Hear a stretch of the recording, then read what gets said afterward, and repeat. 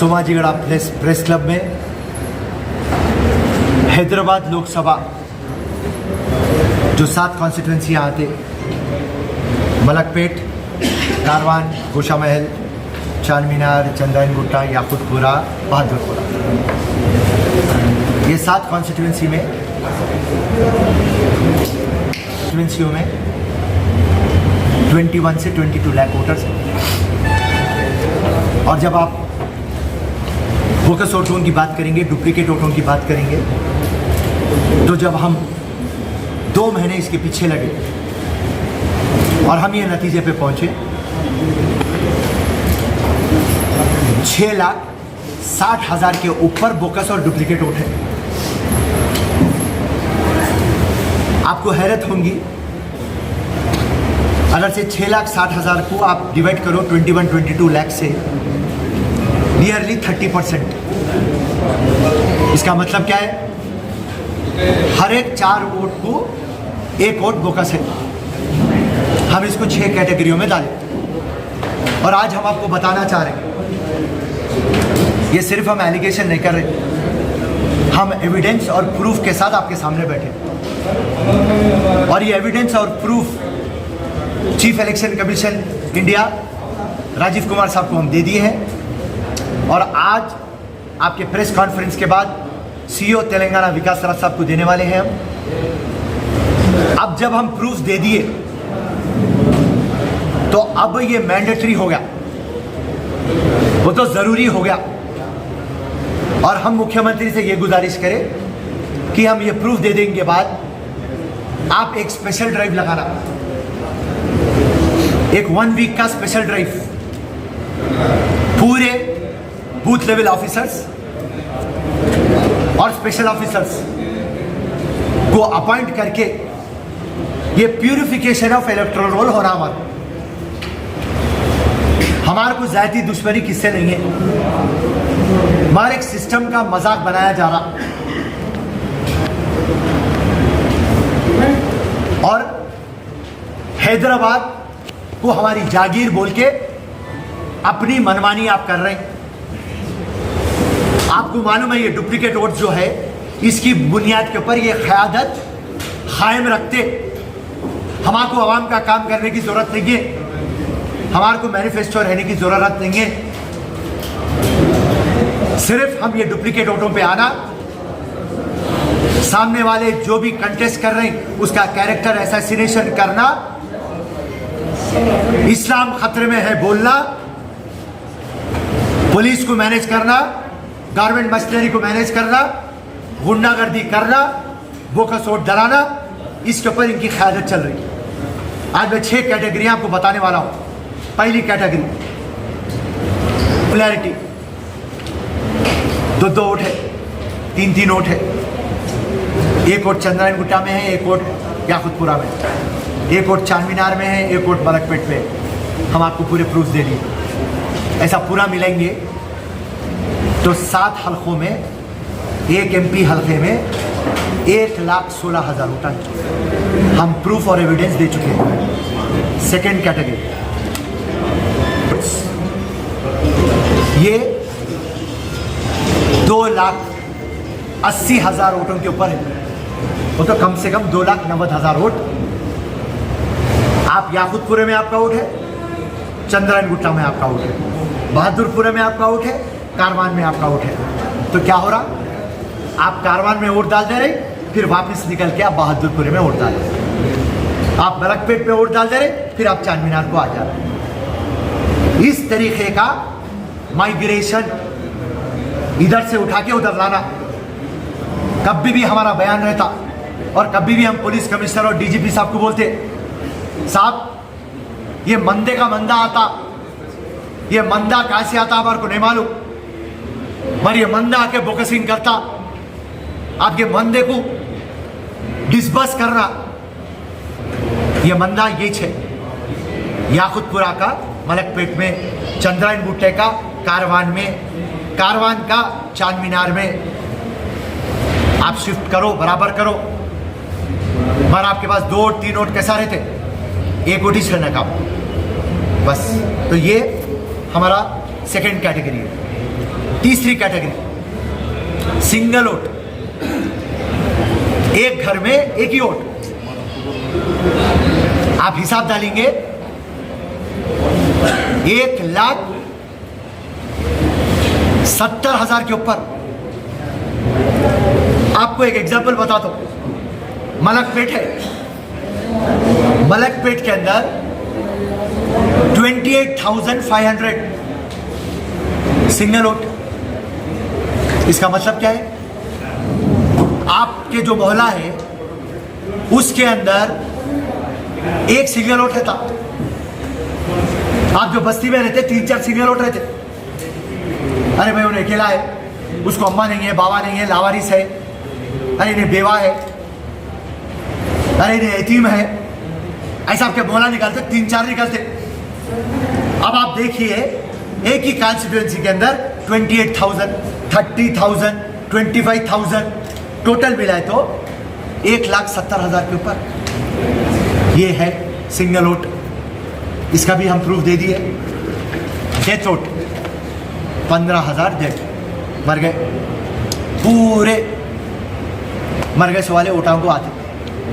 मैं पूरों से last time भी गुजारिश करा, फिर से गुजारिश कर रहा हूँ, नेक्स्ट MP इलेक्शन आ रहा, अगर से मरे से वोट आने निकले तो आपके पोलिंग बूथ पे आ जाओ।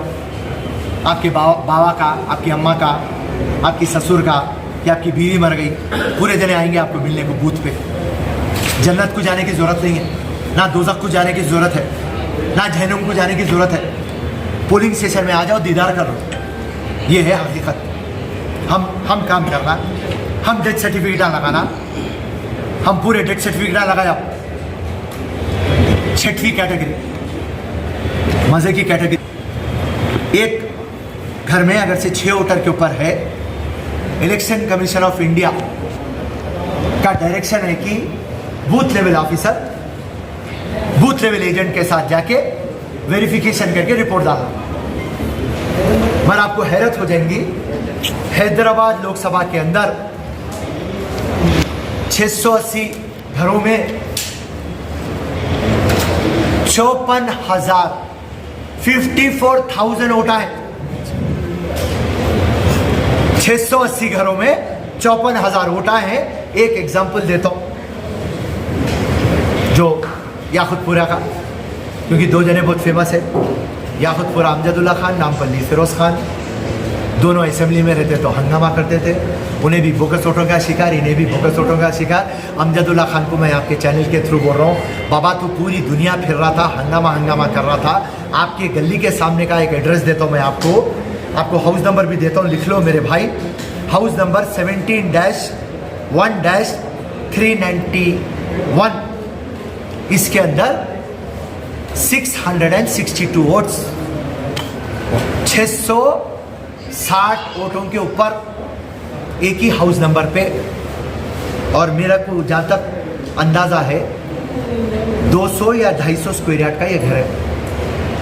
अमजदुल्ला खान अगर से ये घर को पकड़ लेता तो चुनाव जीत जाता था।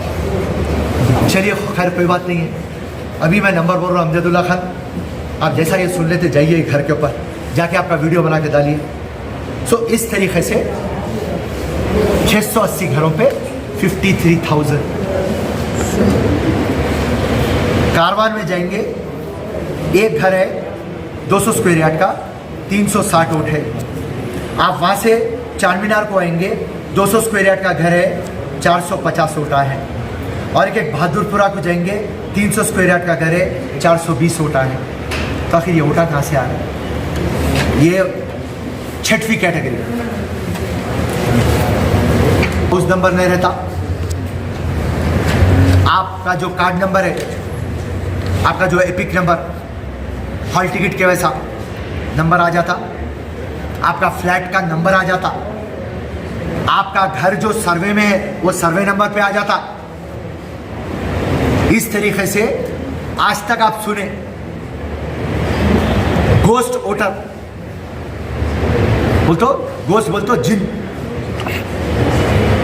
इतने 23,000 जिना है। तो गोस्ट वोटर तो सुने थे, मगर ये गोस्ट घर क्या है? घर ही नहीं है, नहीं पे करे। आपके इत्तला के लिए बता दूं, 50 स्क्वायर यार्ड का घर है तो 3,000 रुपये आपको टैक्स होता। पहली बात, वहां पे घरा नहीं है। अगर से घरा है तो उसको असेसमेंट नहीं हुआ।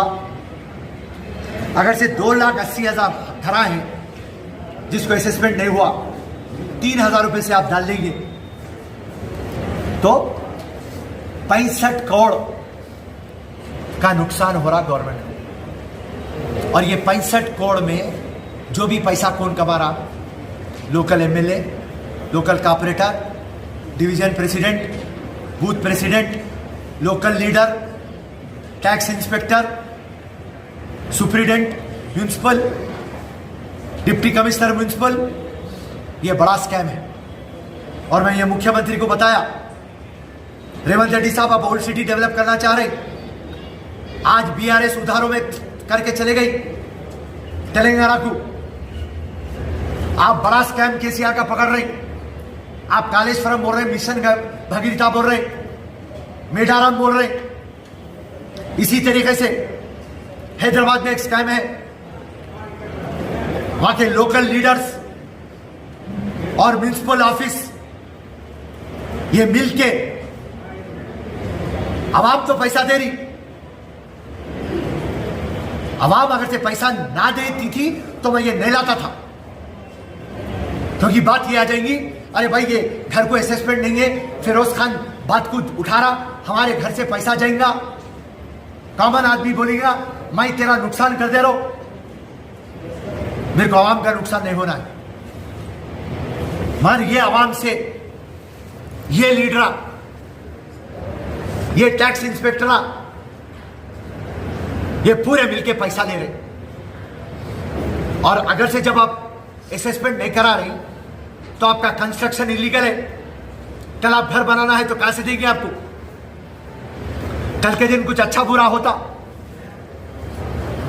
आपको घर गिरवी रखना पड़ता, बैंक लोन लेना पड़ता, कुछ बीमारी आती, बच्ची की शादी आती, बच्चे को अमेरिका को लंदन को पढ़ाना भेजाना है, अगर से आप असेसमेंट कराएंगे तो आपको लोन मिलता।